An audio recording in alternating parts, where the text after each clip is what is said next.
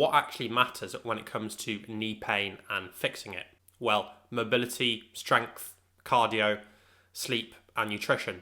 So you might be asking yourself, well, Fred, how does massage fix any of these things? And it doesn't.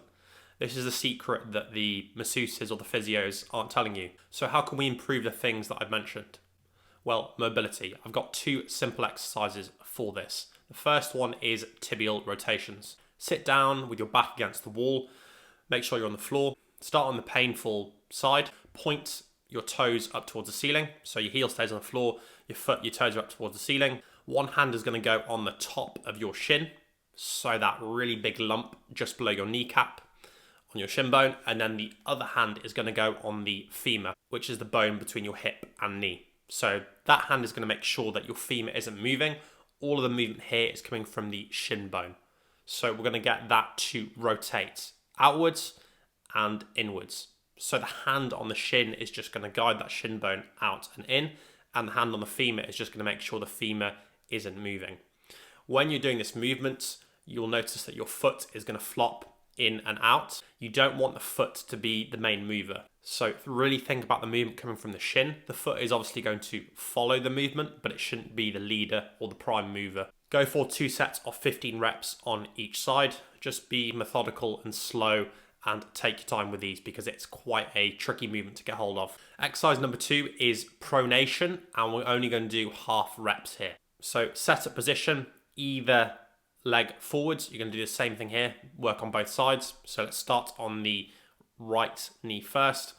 Right leg forward. We're going to move from a negative shin angle where the knee is behind the ankle to a positive shin angle where the knee is in front of the ankle.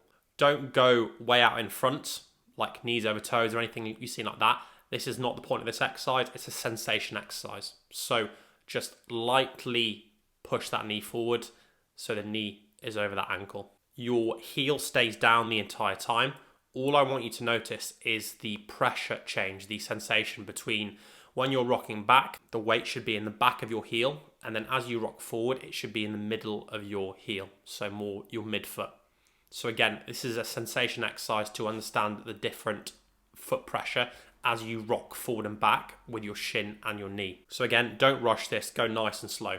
Go for 2 sets of 10 reps on each side. So now we move on to the strength portion. 3 exercises for this. Number 1 is a single leg wall sit. Set up with your back on the wall. Make sure you have a vertical shin angle, so your shin is at 90 degrees. Only go as low as the pain allows. If you're getting a lot of pain lower down the wall, as you get close to that 90-degree angle at the knee, just start higher up the wall and then week by week drop down. With that pain, if you think about a scale of 0 to 10, with 10 being the worst pain imaginable and 0 being no pain, a little bit of pain is okay. So 0 to 3 out of 10 pain is fine. Anything above that, you want to increase the height you are on the wall. So again, stay within that 0 to 3 out of 10 pain range. That is the golden rule for all of these exercises. Go for 3 sets of a 45-second hold on each leg. To make this more challenging, you can simply add a weight on your legs or hold it in your hands using a dumbbell, a kettlebell, or a plate. Exercise number 2 is a foam roller bridge. So all you're going to need here is a foam roller. Lie on your back, slight knee bend. Your feet are going to go flat on the foam roller. And then we're going to get a slight tuck of your pelvis. So not like a glute bridge or any bridge you've seen where you use your lower back and glutes to lift really, really high off the floor. We don't want that. We want the hamstrings doing all the work. So you're going to do a really gentle tuck of your pelvis, lift your bum about 1 centimetre or 2 off the floor, and your hamstring should be working really, really hard. That's how you know you're doing the exercise correctly. We're going to go for 3 sets of a 45 to 60 second hold here. Once that is comfortable and easy, then you can jump onto a single leg foam roller bridge, which is exactly the same. You're going to go up onto the double leg and then just take one leg off, which is obviously more challenging because the weight is only on one leg. Exercise number 3 is a calf bridge. So lie on your back, bit more of a knee bend, feet are flat on the floor, and then we're going to do the same gentle tuck of the pelvis like the foam roller bridge. So gentle tuck of the pelvis, again, not lifting really, really high off the floor, not using your lower back or glutes, just a gentle tuck. So again, 1 centimetre or 2 off the floor. Once you're in this position, then I want you to lift your heels 1 centimetre off the floor. So when you do that, your calf should be working extremely, extremely hard. The goal of this exercise is to keep your heels as low as you can to the floor without them touching the floor. Go for 3 sets of a 45 to 60 second hold again. Once this is comfortable and easy, then you can go on to a single leg calf bridge. You'll go up to a double leg and then simply take one leg off. Now we move on to cardio for knee pain. So when you've got knee pain, most of the time high impact options like running, jumping are going to aggravate and irritate your knee, especially early on during the rehab process. So you want to use some low impact options instead, like jumping on an exercise bike, going for a bike outside. You could use a ski erg. You could also use a stationary assault bike in a CrossFit gym or functional fitness gym. You could use a rower as well.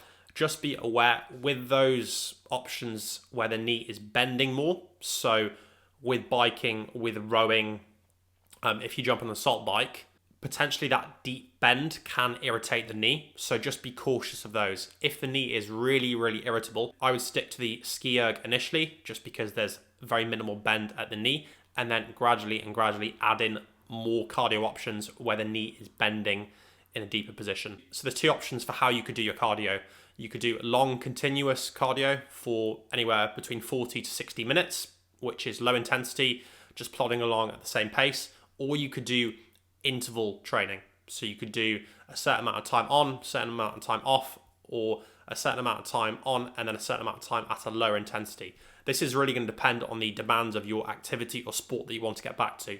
So, for example, if you're a rugby player, most of rugby is played in short, sharp sprints.